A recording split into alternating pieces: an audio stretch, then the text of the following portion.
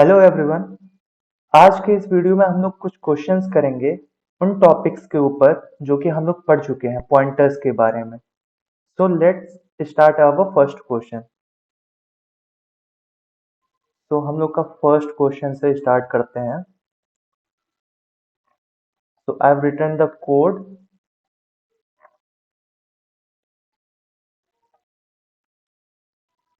Let's copy it here. So first question में क्या है, मैंने एक पॉइंटर वेरिएबल क्रिएट किया पीटीआर। मैंने एक पॉइंटर वेरिएबल क्रिएट किया। देन आफ्टर दैट मैंने एक्स और y क्रिएट किया, x और y वेरिएबल क्रिएट किया। एंड देन आफ्टर दैट मैंने x की वैल्यू 0 कर दी। फिर मैंने ptr में एड्रेस दे दिया 100 का। सॉरी, मैंने ptr में एड्रेस दे दिया x का, मतलब ptr अब पॉइंट करेगा x को। इस लाइन में ptr ptr पॉइंट कर रहा है x को। Then in the next line हम लोग ने क्या किया है, y equal to star of ptr कर दिया। मींस स्टार ऑफ ptr के अंदर क्या है, 100 है। ptr भी तो एक मेमोरी क्रिएट कर रहा है जिसमें वो 100 स्टोर कर रहा है। ptr के अंदर 100 है, तो स्टार ऑफ 100 क्या होगा, जो उस लोकेशन पे वैल्यू रहेगी जो कि 0 है। 100 लोकेशन पे वैल्यू 0 है तो 0 हो जाएगी।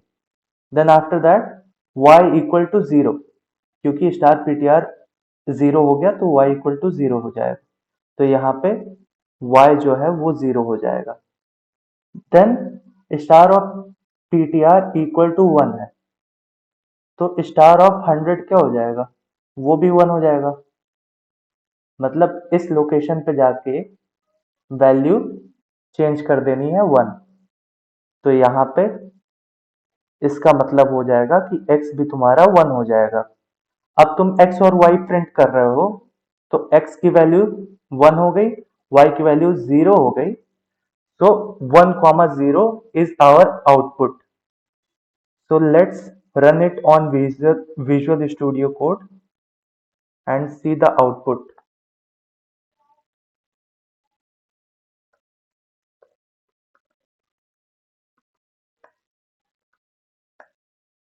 One comma zero output as expected, जो एक्सपेक्टेशन थी वो फुलफिल हो गई।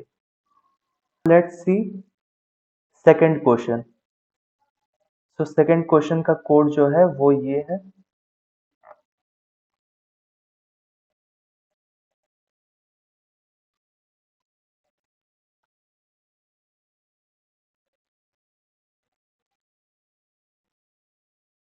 देखो, ये क्वेश्चन जो है ना वो काफी ज्यादा इंपॉर्टेंट है, क्योंकि ये काफी ज्यादा कॉन्सेप्ट क्लियर करने वाला क्वेश्चन है। इसमें मैंने क्या किया, मैंने पहले 4 वेरिएबल बनाया, a 100, b equal to 0, c equal टू 4 एंड d इक्वल टू 42। और मैंने एक फंक्शन फन नाम का बनाया है जो कि जो कि दो पैरामीटर्स जो कि दो पैरामीटर्स एक्सेप्ट करता है।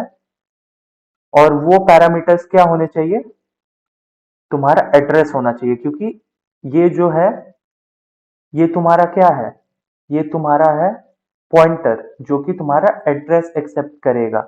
तो मैंने इस लाइन में ए का एड्रेस और बी का एड्रेस पास कर दिया। तो फन जो है वो पहली बार जब कॉल होगा तो देखो क्या होगा। फन को जब मैंने कॉल किया, यहां से ये यहां जाएगा, पी के अंदर ए का एड्रेस आ गया, मैं बना ही देता हूं। ए यहां पे और बी यहां पे। ए 100 है और बी जो है वो 0 है। पी के अंदर आ गया ए का एड्रेस और क्यू के अंदर आ गया बी, P के अंदर A का और Q के अंदर आ गया B का एड्रेस। फिर मैंने इस लाइन में एक टेम्प नाम का पॉइंटर क्रिएट किया, पॉइंटर वेरिएबल क्रिएट किया और टेम्प को मैंने कर दिया Q के बराबर। मतलब क्या हुआ, टेम्प के अंदर अब जो Q के अंदर जो वैल्यू थी वो अब टेम्प के अंदर आ गई। Q के अंदर कौन सी वैल्यू थी, Q के अंदर था एड्रेस ऑफ B, तो टेम्प के अंदर भी एड्रेस ऑफ B आ गया। इसका मतलब टेम्प भी अब पॉइंट कर रहा है B को। फिर नेक्स्ट लाइन में मैंने क्या किया, इस लाइन में मैंने क्या किया, Q इक्वल टू P कर दिया। मतलब Q के अंदर मैंने P की वैल्यू डाल दी। P के अंदर कौन सी वैल्यू थी, P के अंदर वैल्यू थी एड्रेस ऑफ A, तो मैंने Q के अंदर भी वही वैल्यू डाल दी, एड्रेस ऑफ A अब Q के अंदर भी आ गया। मतलब पहले Q B को पॉइंट कर रहा था, अब Q A को पॉइंट करेगा। फिर नेक्स्ट लाइन में मैंने क्या किया, P इक्वल टू टेम्प कर दिया।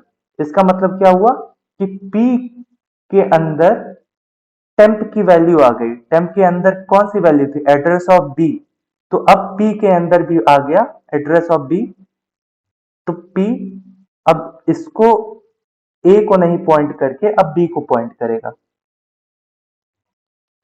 तो सबसे पहले क्या हुआ था कि P A को पॉइंट कर रहा था और Q B को पॉइंट कर रहा था, और at the end of the function call क्या हुआ, फंक्शन कॉल के एंड में क्या हुआ, P B को पॉइंट करने लगा, Q A को पॉइंट करने लगा। मतलब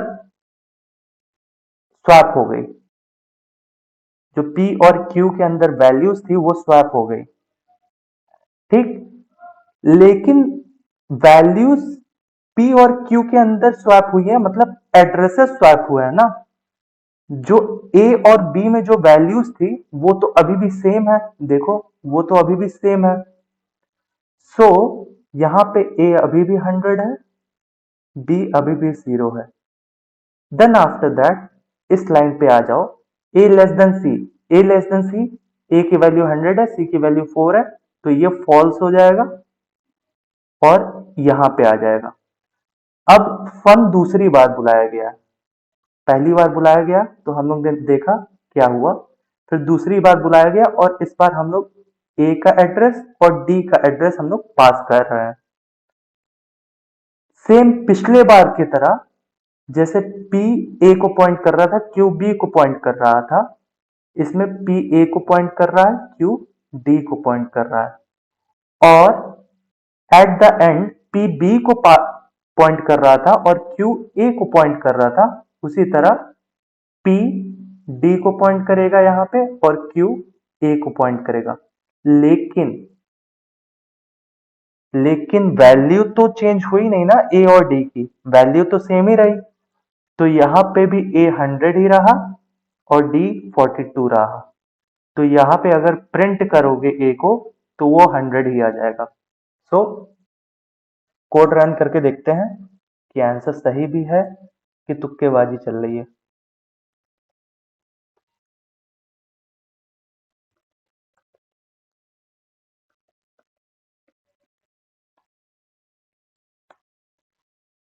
आंसर 100 आ गया एज एक्सपेक्टेड, जो कि एक्सपेक्ट किए थे वही आया। ठीक,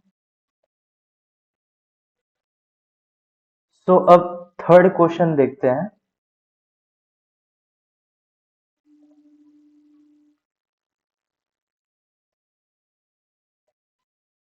कॉपी कर देते हैं यहां से यहां पे। देखो थर्ड क्वेश्चन जो है बिल्कुल सिमिलर है सेकंड क्वेश्चन की तरह, बस इसमें क्या है कि वैल्यू एक्चुअली पिछले क्वेश्चन में चेंज हो नहीं रही थी, लेकिन इस क्वेश्चन में वैल्यू चेंज होगी। देखो यहां पे मैंने एक पिछले क्वेश्चन की तरह देख लो, a इक्वल टू 100 है, b इक्वल टू 0 है, c इक्वल टू 4 है, d इक्वल टू 42 है, मतलब 4 वेरिएबल बनाया। देन मैंने फन को कॉल किया जिसमें मैंने एड्रेस पास कर दिया a का और b का। जब फन पहली बार कॉल होगा तो P के अंदर आ जाएगा A का एड्रेस और Q के अंदर आ जाएगा B का एड्रेस। ठीक, फिर मैंने टेम्प नाम का एक नॉर्मल वेरिएबल बनाया। पिछले क्वेश्चन में हम लोग क्या कर रहे थे, एक पॉइंटर वेरिएबल बना रहे थे क्योंकि हमको एड्रेस स्टोर करना था। इस बार नॉर्मल वेरिएबल बनाया और टेम्प इक्वल टू क्या कर दिया, स्टार क्यू।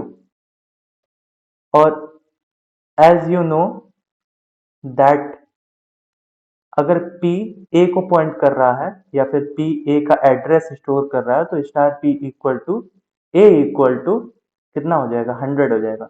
और star Q equal to B equal to 0 हो जाएगा। So temp equal to Q star Q का मतलब क्या हुआ कि जो टेम्प के अंदर 0 आ गया और फिर star Q equal to star P मतलब क्या हो गया, star Q equal to star P मतलब 100 हो गया। मतलब दिस इंप्लाइज B भी 100 हो गया और star P equal to temp हो गया और टेम्प के अंदर क्या था, 0 था। और स्टार P अगर 0 हो गया, दिस इंप्लाइज A भी 0 हो गया। तो यहाँ पे एक्चुअली वैल्यू स्वैप हो गई।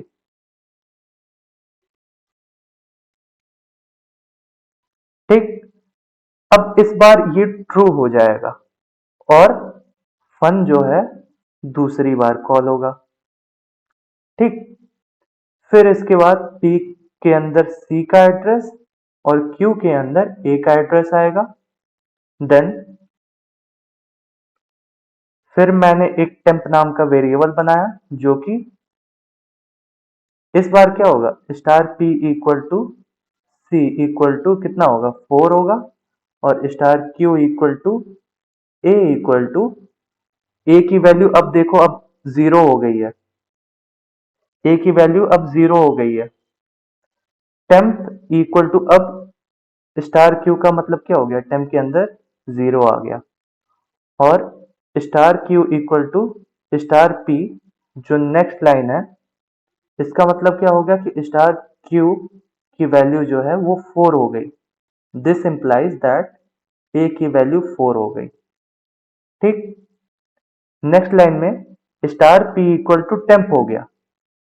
तो star P equal to temp हो गया मतलब स्टार P इक्वल टू 0 हो गया। दिस इंप्लाइज कि C तुम्हारा 0 हो गया।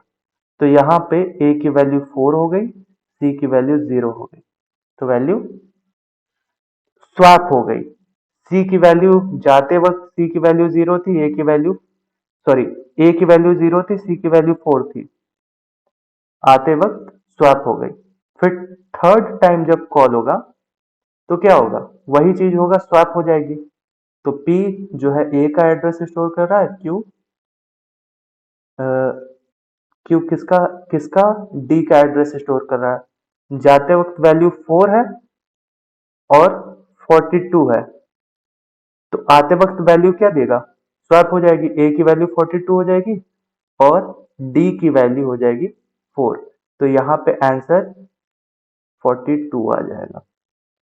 सो let's run the code and see सही आ रहा है कि हवा में बातें चल रही है। तो कहीं एरर है, where is the error.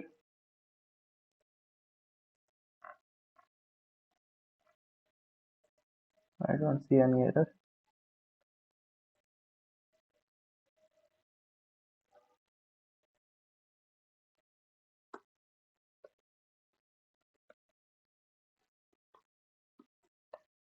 Forty two आ गई।